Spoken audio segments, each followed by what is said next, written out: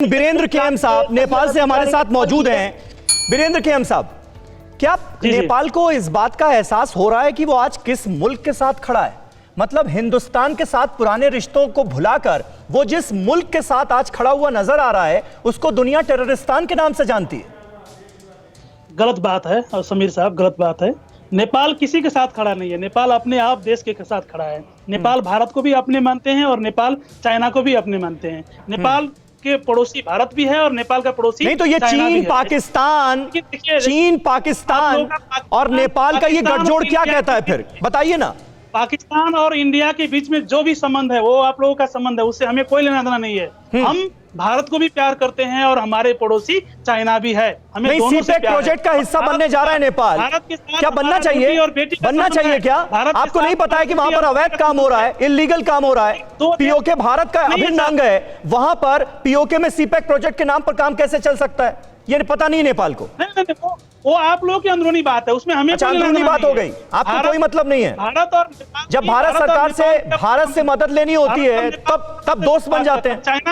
China और नेपाल में क्या होगी, वो चाइना और नेपाल देखेंगे ना, उसमें भारत थोड़ा ना भारत की सरहद चलेगी। और दूसरी बात, आपका जो एम्बेसी है लैंचोर में, काठमांडू में, वो अपना एम्बेसडर से पूछिए ना कि आप क्या कर रहे हैं नेपाल में बैठ के, आप इतना पैसा खर्चा करके क्या कर रहे हैं, आपका डिप्लोमेसी क्यों कमजोर हो रही है? आप अपने एम्बेसडर से पूछिए, हमसे क्यों पूछेंगे, हमारे सरकार क्यों पूछेंगे? अतुल अनेजा साहब, क्या ये उम्मीद ही बेमानी है क्या नेपाल से? छोटा सा रिएक्शन सर।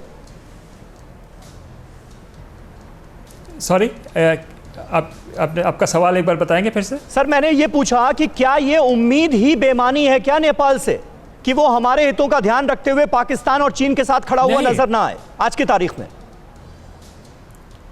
नहीं, ऐसा है कि नेपाल के अंदर बहुत डिविजन्स हैं जी। तो इस वक्त जो है ये कम्युनिस्ट पार्टी जो है वो रूलिंग पार्टी है। तो ये जो बात हो रही है चीन के साथ जुड़ने की, ये कम्युनिस्ट पार्टी का एजेंडा है। और इसके अलावा अंदर ही नेपाल में इसके अगेंस्ट रेजिस्टेंस होगी। तो एक तो ये है कि ये गिवन नहीं है कि चाइना के साथ ही जुड़ेंगे, ये सरकार जुड़ने की कोशिश कर रही है।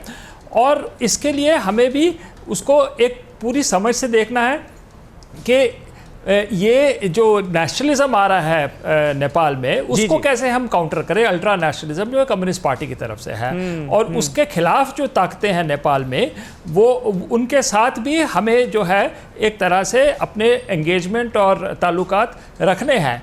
ये नेपाल की गेम बड़ी है, अभी तक ये गिवन नहीं है कि सिर्फ चीन के साथ जाएगा, लेकिन चीन की तरफ से कोशिश जरूर है कि नेपाल को आने वाले वक्त में नेपाल क्या करता है उस पर नजर रखनी होगी। काउंटर अटैक प्लान जो है वो भारत को तैयार करना होगा। न्यूज़ टॉप 9 रोज सुबह 7 बजे और शाम 7 बजे सिर्फ TV9 भारतवर्ष पर।